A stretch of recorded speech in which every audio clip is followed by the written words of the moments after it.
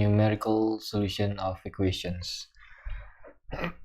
So we have to sketch two graphs, 4 minus x squared and secant 1/2 x. So if you don't know how to sketch 4 minus x squared, we can just start with the basic y equals x squared quadratic, and then we use the transformation. Minus x squared means we flip upside down, so it's going to be like this, and plus 4 means we slide 4 units upwards, so this vertex is at 0, 4, and for the x-intercepts plus minus 2. Or you can just solve y equals 0 and you get x equals plus minus 2. So this is the 4 minus x squared. And now for the secant 1/2 x, well, if you don't know how to sketch this right away, you can start with the basic cos graph, which is like a C cos graph. We have the maximum, minimum y values and the x-intercepts. And for 1/2 x, this is horizontal stretch with a factor of 1/2. Actually, for horizontal, if the coefficient is 1/2, the factor is actually 2 times, so actually it's going to be longer or wider. It's just like stretching this twice, kind of like this.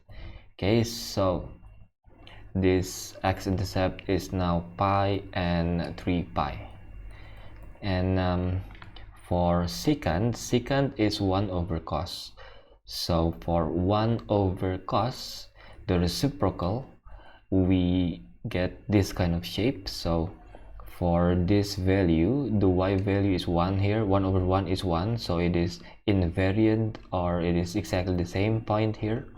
But for this x-intercept, because this is when the y is 0, 1 over 0 is infinity, so that means we have a vertical asymptote. So x-intercepts become vertical asymptotes. And for the minus 1, this point is the same, and it's approaching asymptote. So this is the graph of secant. So secant 1/2 x, we have this asymptote at pi and 3 pi. Now since we only need to draw 0 to pi, so 0 to pi means for the blue graph, pi is 3 point something, so pi is around here. So this is the part we use for the quadratic. And for the secant, pi is until the asymptote, so we use this part only. And we have to label the intersection point to draw a conclusion. 1 root means 1 intersection.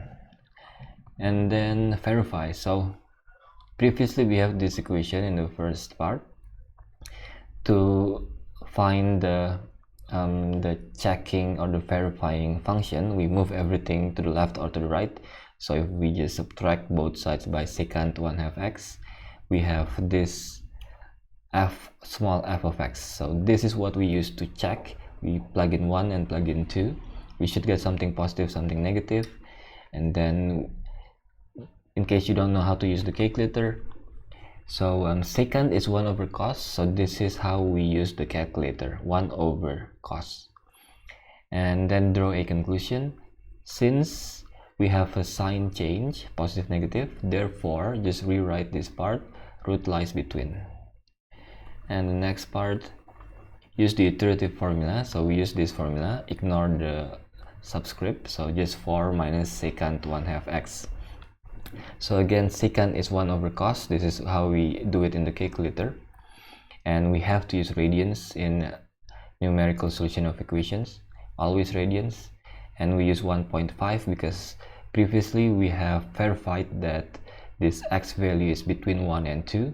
So we use the value exactly between 1 and 2. So it's the average at divided by 2, we get the 1.5. So after we use calculator, we get this value, write it down, and then don't clear everything, just go back delete the 1.5, replace it with the answer button, press equal sign again, you get the next value, and from there you just press equal again and equal again, equal, and then you write down the other values. And since in 3SF we have, in 2 decimal places we have 1.60, we can stop right here, no need to continue. But if you continue and keep pressing the equal sign until the displayed number doesn't change anymore, you will get this value. So the x value converge to this, which means we have the right answer. Alright, see you again next time.